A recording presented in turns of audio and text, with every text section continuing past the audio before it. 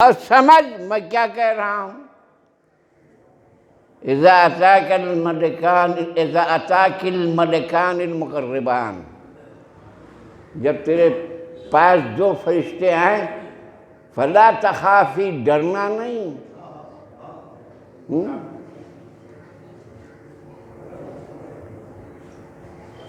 بیٹا امتحان گاہ میں جا رہے ہو، جب ممتحن آئے تو ڈرنا نہیں. باپ بیٹے سے کہتا ہے جب امتحان لینے والا آئے تو ڈرنا نہیں، جم کر جواب دینا. تو ایسے ہم کہتے ہیں کہ ڈرنا نہیں.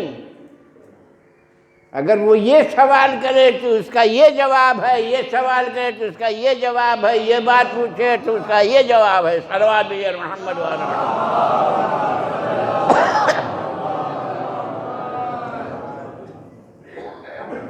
تو معلوم ہوا کہ موت آئی تو حیات شروع ہوئی. اصل حیات یہی ہے جو موت کے بعد آتی ہے.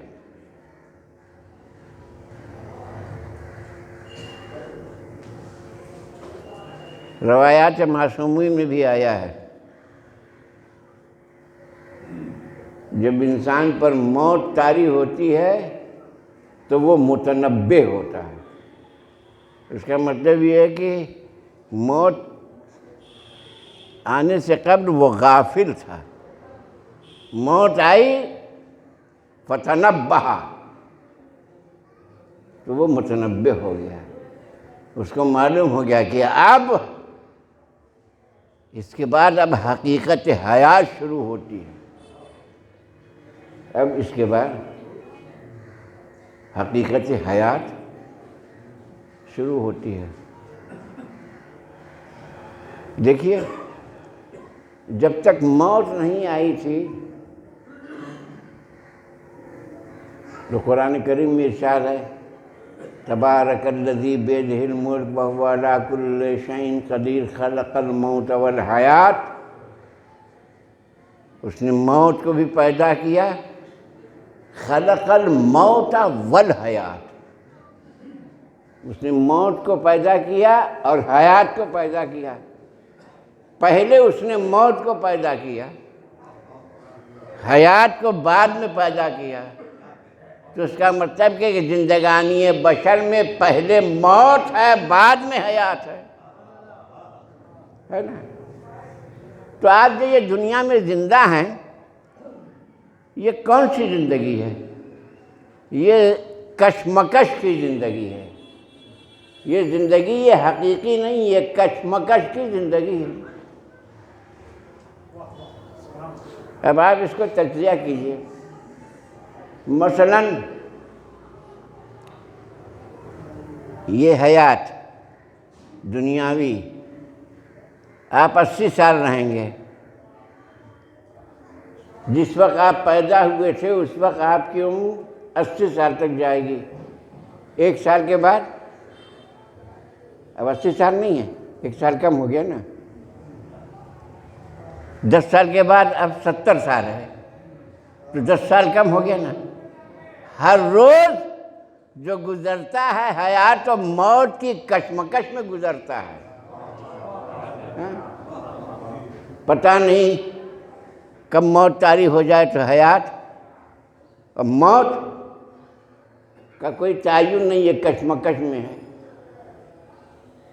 ہو سکتا ہے ہم زندہ رہیں، ہو سکتا ہے ہم مر جائیں، ہو سکتا ہے زندہ رہیں، ہو سکتا ہے مر جائیں. یہ کشمکش ہے نا.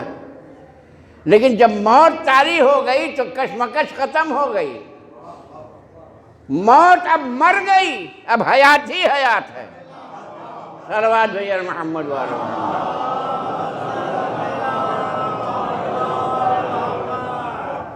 موت مر گئی، اب حیات ہی حیات ہے. جب حیات ہی حیات ہے اور انسان اگر مر گیا تو آپ مجھے معاف کیجئے گا، جو مر جاتا ہے وہ جنت میں نہیں جاتا ہے. کبھی سنا ہے کہ مردہ جنت میں جائے؟ ارے جناب اگر مردہ جنت میں جائے تو جنت مردہ خانہ ہو جائے گی۔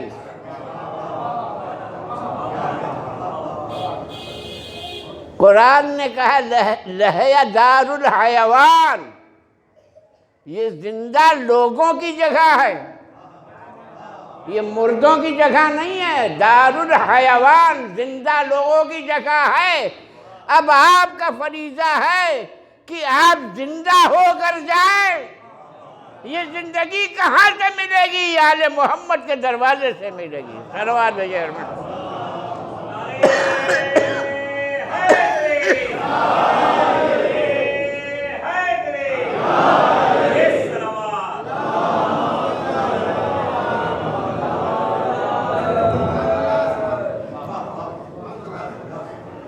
اب حدیث شریف پیغمبر اسلام نے فرمایا الحسن والحسین سیدہ شباب اہل الجنہ۔ حسن حسین جنت کے جوانوں کے سردار ہیں، یہی تو بتایا نا۔ حسن حسین سے بڑا مرتبہ امیر المومنین کا ہے۔ ہمارے یہاں تو کوئی حدیث نہیں ملتی۔ آپ ذرا غور کیجئے کہ جو یہ کہے رسول اللہ نے فرمایا امام حسن امام حسین بچوں کے سردار ہیں جنت میں، کوئی حدیث ملتی جس میں یہ کہا جاتا ہے وہ بچوں کے ہیں تو علی جوانوں کے ہیں، رسول اللہ بوڑھوں کے ہیں؟ صلوات بھیجئے محمد وعلی محمد۔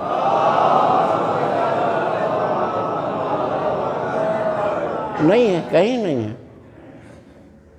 ہاں یہ ملتا ہے ہمارے یہاں حدیث میں الحسن والحسین سیدہ شباب اہل الجنہ وابوہما افضل منہما، اور ان دونوں کے دو بزرگ باپ ان سے افضل ہیں۔ صلوات بھیجئے محمد وعلی محمد۔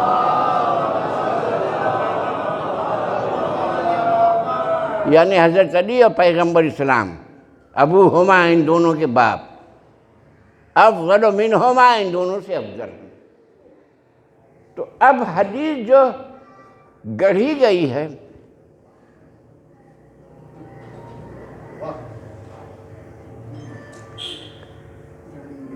اس کا تجزیہ کیجیے۔ انہوں نے گڑھا کہ بوڑھے بھی تو جنت میں جائیں گے، کیا خیال ہے؟ حضرت حمزہ سید الشہداء جنت میں نہیں جائیں گے؟ سید الشہداء جنت میں جائیں گے تو رسول اللہ کے چچا سے بہت بوڑھے تھے، تو لہذا جب حسن و حسین سیدہ شباب اہل الجنہ ہیں تو حدیث گڑھی گئی فلاں بوڑھوں کا سردار ہوگا۔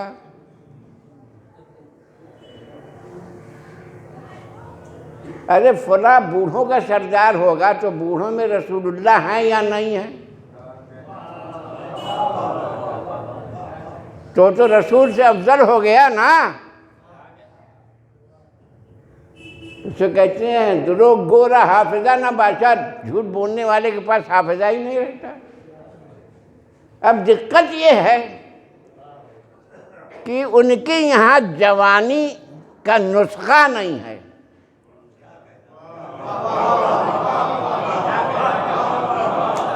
اب جب جوانی کا نسخہ نہیں ہے تو مجبور ہو گئے حدیث گڑھیں۔ ہمارے یہاں تو جوانی کا نسخہ ہے، قرآن نے دیا ہے۔ صلوات بھیجئے محمد وعلی محمد۔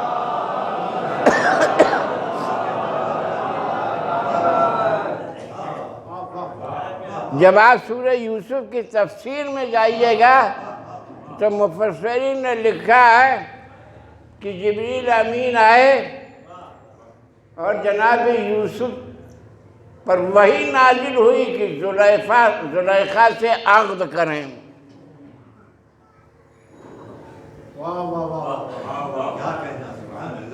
تو جناب یوسف نے کہا جبریل زلیخا تو ہمارا کفو نہیں ہے، وہ بوڑھی ہے، ہم جوان ہیں۔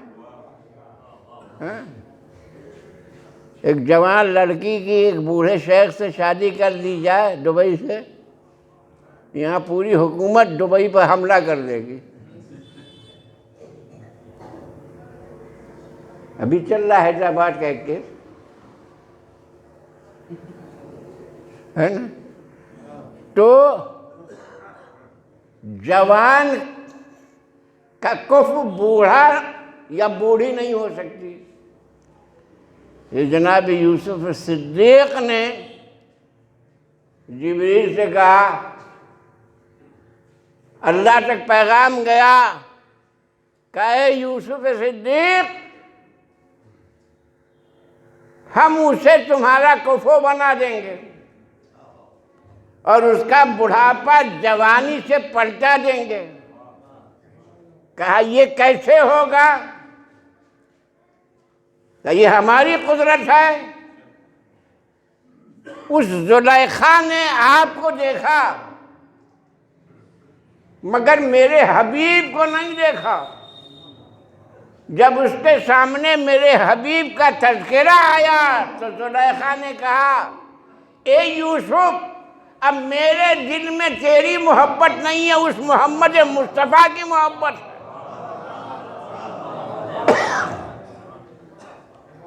جب محمد کی محبت آئی تو بڑھاپا جوانی سے بدلا۔ لفظوں کو بدل دوں، جب تک انبیاء کی محبت تھی، جوانی بڑھاپے میں ڈھلتا گیا، ادھر محمد کی محبت آئی، بڑھاپا جوانی سے بدلا۔ تو قرآن نے تفسیر میں بتایا کہ جب محمد کی محبت آتی ہے تو بڑھاپا جوانی میں بدلتا ہے۔ اسی لیے جب آل محمد قبر میں آئیں گے تو یہاں کوئی بوڑھا نہیں رہے گا۔ یہاں جب غیب یعنی محمد کو نہیں دیکھا، انوار پنجتن کی زیارت نہیں کی، اندیکھے میں ایمان لے آئی تو جوانی مل گئی۔ تو جو ان انوار طیبہ کی زیارت کرے گا تو جوانی آئے گی، اور جو جوانی آئے گی تو یہ جوان ہو کر جنت میں جائے گا۔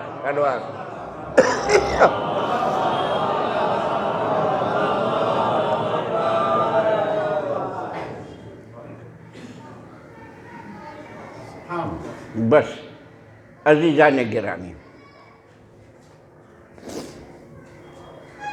ایک مومنہ کے 40ویں کی مجلس ہے اور ایام فاطمیہ بھی چل رہا ہے۔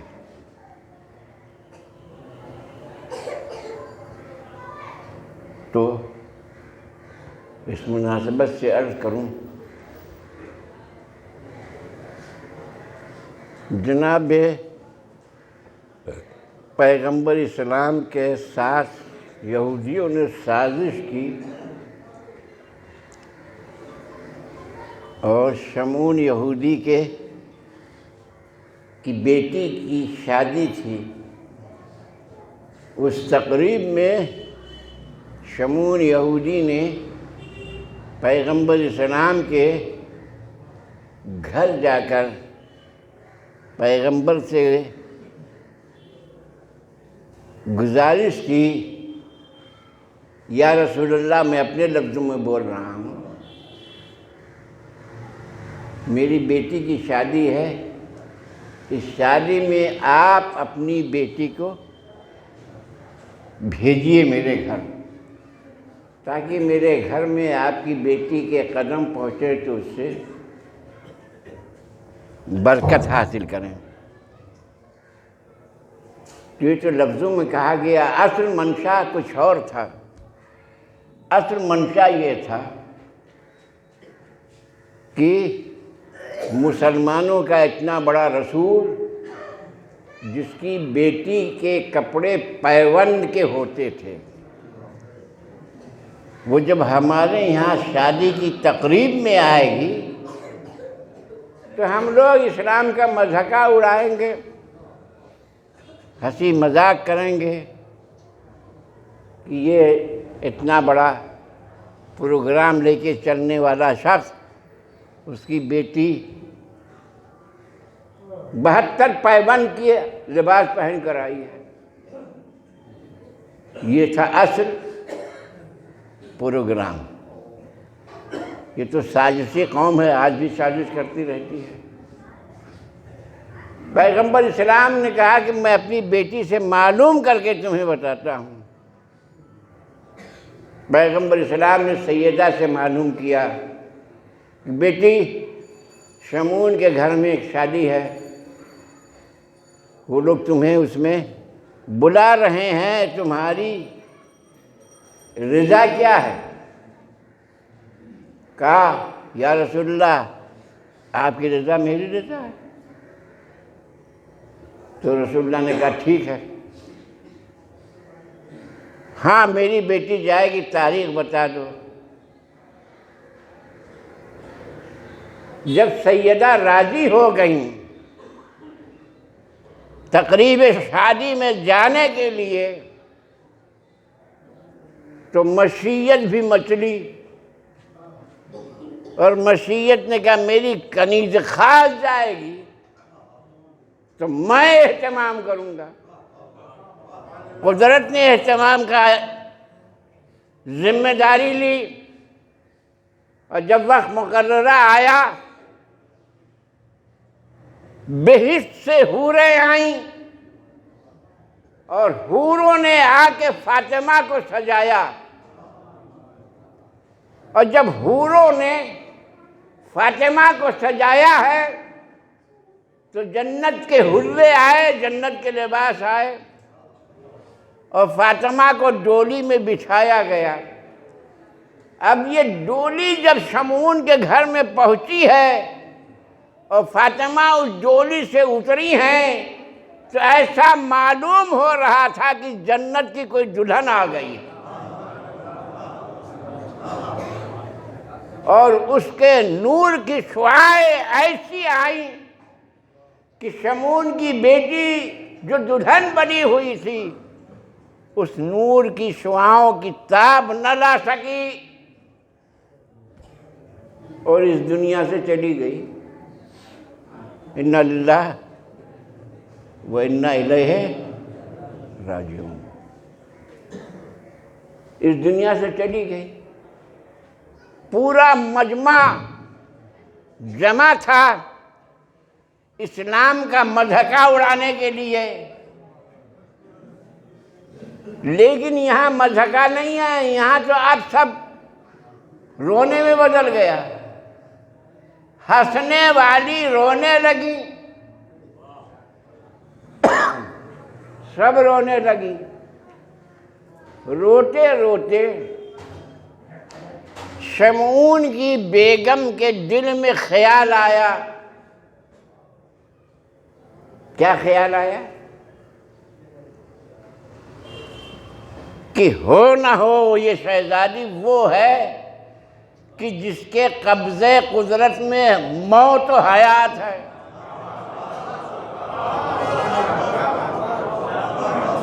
جس کے قبضے قدرت میں موت و حیات ہو۔ تو شمعون کی زوجہ نے کہا بی بی ہم آپ سے گزارش کرتے ہیں کہ آپ اس کی زندگی لوٹا دیجئے۔ یہ یہودن تھی، اس کے تحت شعور میں کہاں سے آیا کہ یہ حیات دے سکتی ہیں؟ تو تحت شعور میں پہلا معجزہ دیکھا تو آیا ان کی نورانی جھلک سے موت آ سکتی ہے تو یہ دعا کرے تو حیات بھی آ سکتی ہے۔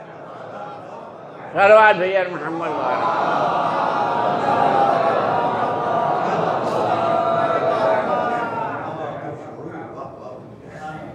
جناب سیدہ نے پوچھا کیا تمہاری خواہش ہے کہ تیری بیٹی زندہ ہو جائے؟ کہا یا بنت رسول اللہ اس سے بہتر کیا ہوگا؟ تو جناب سیدہ نے وضو فرمایا، وضو فرمانے کے بعد مصلی پر گئیں،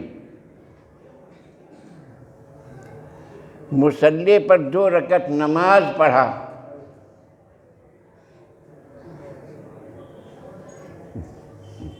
نماز شکرانہ، اس میں دعا کی معبود تو نے اس کنیز کو یہ عزت بخشی ہے، لہذا اس عزت کو قائم رکھنے کے لیے اس کو حیات دے دے۔ سیدہ کی دعا مستجاب ہوئی، دلہن کلمہ پڑھتے ہوئی اٹھی، مر گئی تھی مگر کلمہ پڑھتے ہوئی اٹھی، اس نے کہا اشہد ان لا الہ الا اللہ واشہد ان محمد رسول اللہ صلی اللہ علیہ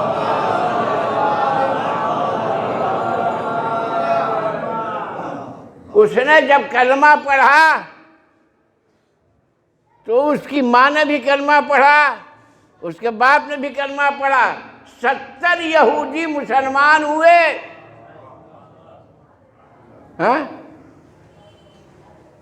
اس نے شکریہ ادا کیا، خاتون جنت کا ہم آپ کے مشکور ہیں کہ آپ نے ہماری بیٹی کو حیات دیا۔ سیدہ نے فرمایا تھا کہ تم نے زندگی مانگی تھی، ہم نے زندگی سے سوا دیا، تم نے زندگی مانگی تھی، ہم نے آخرت بھی دے دی۔ صلوات بھیجے محمد والے۔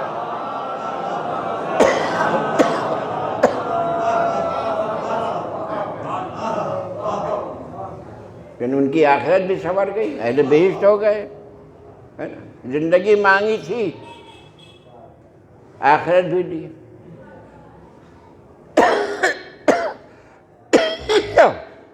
بس عزیزان گرامی، رحمت تمام،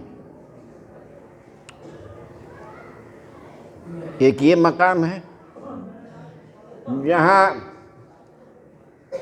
یہودیوں نے یہ عزت دی فاطمہ کو۔